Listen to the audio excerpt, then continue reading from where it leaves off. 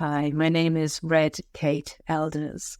I'm a pencil drawing artist creating highly detailed portraits of ancient gods and mythic beings, specifically the ancient Greek pantheon of gods and goddesses.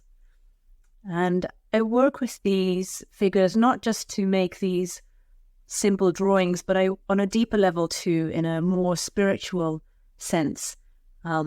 I employ extensively the workings of the Greek magical papyri, which is a collection of working notes from sorcerers of around 2,000 years ago, in which they would invoke the deities to come to their aid for various uses. And so I work with these texts, with my drawings as well, to call upon the deities and to invite them to see themselves through my hands. And if I'm blessed, then that is what happens.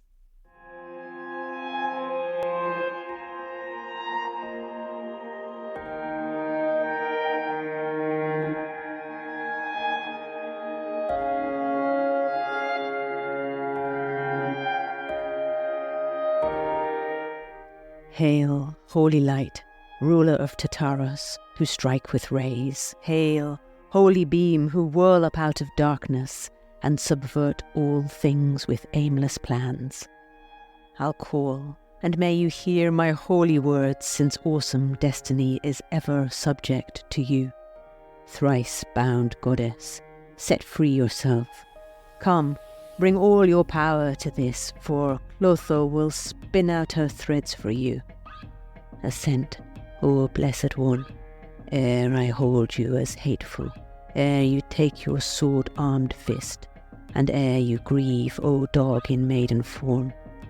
You will willy-nilly do this task, because I know your lights in full detail, and I am your priest of good offices, your minister and fellow witness made what must take place. This you cannot escape. This is the goddess of liminal spaces, transition places and crossroads, Hecate. And this drawing really came out of my working with the document to the waning moon from the ancient texts of the Greek magical papyri. And I worked with that prayer extensively when I was doing this drawing. I sat with it, I would make offerings using that prayer, and then I even had a recording of it looping on repeat for hours and hours and hours that I was investing in this drawing. And even now I will still hold this one at my altar and make that prayer to her as well. I feel like this drawing really took me from one place to another, as Hecate does. I started the drawing of Demeter in my sketchbook here. You can see my rough beginnings for it. And then I worked with a model and spoke to her about bringing this one to life. She sent me a great reference photo, which then emerged into the full finished drawing of Demeter. And I spent quite a bit of time researching which flowers were sacred to her, which crops especially were relevant to her. And I also brought in some other magical items, such as this sickle, which is a real sickle made by Troll Cunning Forge. They felt important to use real items that actually existed as magical items in the real world as well, and to reference those in the finished drawing.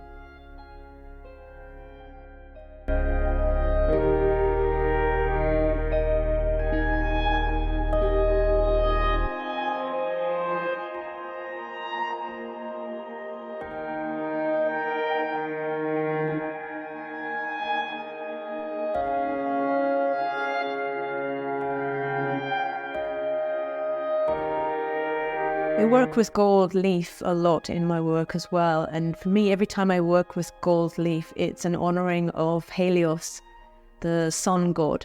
So, for example, here is my green man drawing, and this is actually a print which has also then been tinted green to make an even more green man green.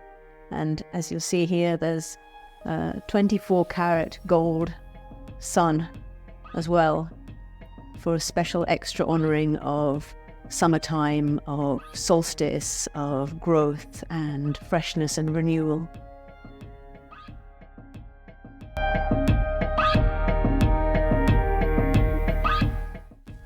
So this is my drawing of Hermes, and I found this model quite by chance, just by browsing the internet, and he very kindly let me work with his image. And it was curious because when I got in touch with him, he said that actually throughout his whole life he's always had this affinity with Hermes. And when he saw my placement of Hermes' famous symbols on his chest, he felt that perhaps he might get that tattoo on himself as well.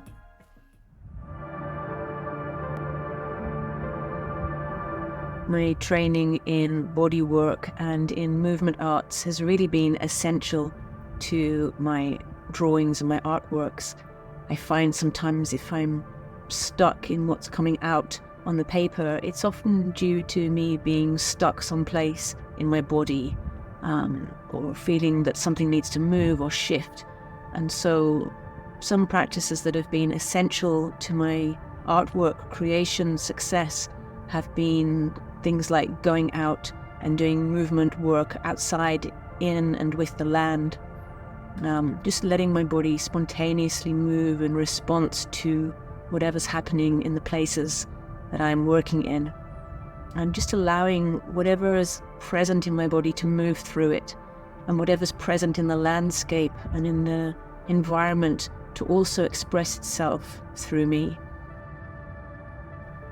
It may look like I am dancing, but I'm actually digging the earth with my fingers, combing out long strands of luminous mycelium, pulling and stretching it up through my limbs, gathering it in my belly in voluptuous tangles, then wrapping the excess loosely round my whole body for additional layers of strengthening and protection.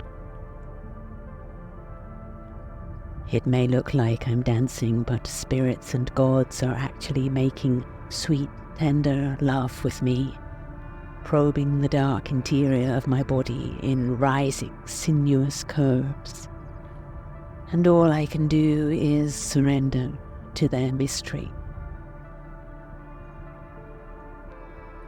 It may look like I'm dancing, but I only exist as smoke, curling delectably, slowly upwards from the charred remains of my corpse, already seething with worms and scuttling with hundreds of curious beetles.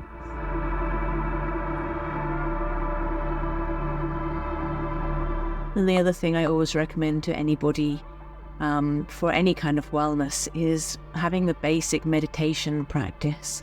And I've had a meditation practice for maybe 25 years now, and it's not about trying to get to some place, but what I've found with meditation is that over the years it's come to train my whole brain, my whole thinking process, my whole way of being, to be able to focus, to be able to drop into this real single-pointed focus with my work, and also to be able to choose which trains of thoughts to follow along with and which to let go, and just to also really still and calm my inner world. I often feel it's a bit like those little snow globe paperweights that we used to have when I was younger, where meditation just brings all of that fuzziness and that kind of discord down to a nice, still, serene pond where I can really feel the quality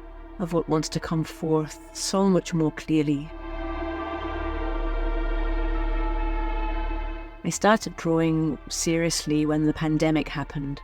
Prior to that, I'd been working full-time as a bodyworker therapist, and I couldn't do that work anymore due to the restrictions that were in place.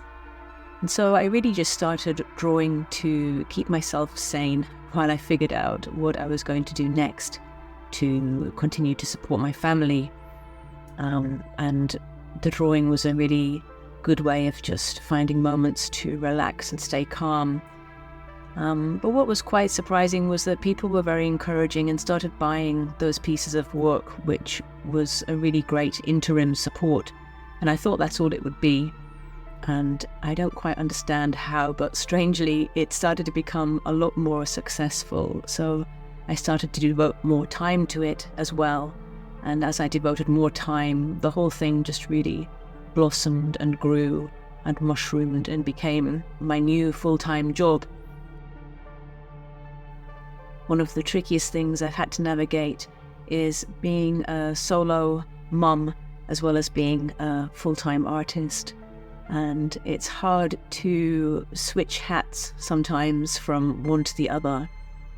Art and creativity, by their very nature, can't be just segmented into, a 9-to-5 time frame. And yet that is what I'm often asked to do as a mother. So it's been a real challenge to try to make that work somehow, but it has brought about a great deal of discipline within me, in that I procrastinate much less than I would do if I had just endless free time. And when I know I have, 6 hours of unbroken time, I just get to it straight away. So in many ways, it also is a real blessing to have that structure and that responsibility of also having children to fit into this whole equation. And the other side to being an artist that most people don't see is that for as much time as I spend with my pencil on the paper, I spend also on promoting my work, on selling my work, and then also on packing up and shipping prints. I'm still at the stage of my business where I'm doing everything myself, which can be quite exhausting sometimes, but also really fascinating to learn all of these things. And when I first started out, I would spend the whole day drawing and then the whole evening watching YouTube videos on marketing and promotion and learning how to use Instagram. So it's really been a crash course in how to run a business. These days, it's not enough to just simply be good at doing art. You have to learn all these other pieces as well. You have to be able to promote yourself, to sell yourself, and you have to be really quite shameless, I've discovered, about putting yourself out there and letting other people see what gifts you're bringing to the table.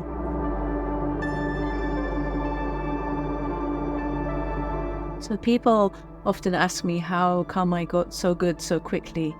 And I think really the answer to that is just that I practiced a lot. And it really came out of necessity, out of this experience through the pandemic of having to draw, having to do that. And then when it started to make some money, having to make that a priority. And I remember it becoming a real shift in my thought processes, in that, I need to actually set time aside now. Like, this is my job. I need to get up in the morning and draw for 8 hours today. And when I really prioritized that, when I gave that part of me the honoring that it had really never had in my whole life, that's when it suddenly started to flourish and really bloom and come to life. So I would recommend for anyone now out there who's listening who wants to also become amazing at drawing, that the best thing you can do is to just set aside time every day to practice, even if it's just for an hour every day, but just having that regular practice. And it's the same with having a meditation practice. It's not about doing, a 9-hour day once a week. It's about showing up every day and committing to even a small amount every day. And that's how I found that a great improvement occurred.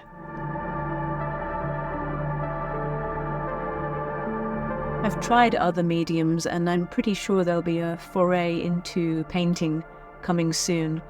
But I'm always drawn back into pencil, and I think it's strangely to do with the sound of it dragging across the paper, the feeling of it. It gives me a really subtle yet exquisite, pronounced sensation within my body. And it reminds me also of, I have a little habit of playing with my hair. I pull on the strands of my hair, and that gives a kind of soothing sensation. And for me, the pencil gliding across the paper has a similar effect. You can find out more about my work at my website, www.redkelders.com. And my course, Somatic Sorcery, runs at theblackthornschool.com.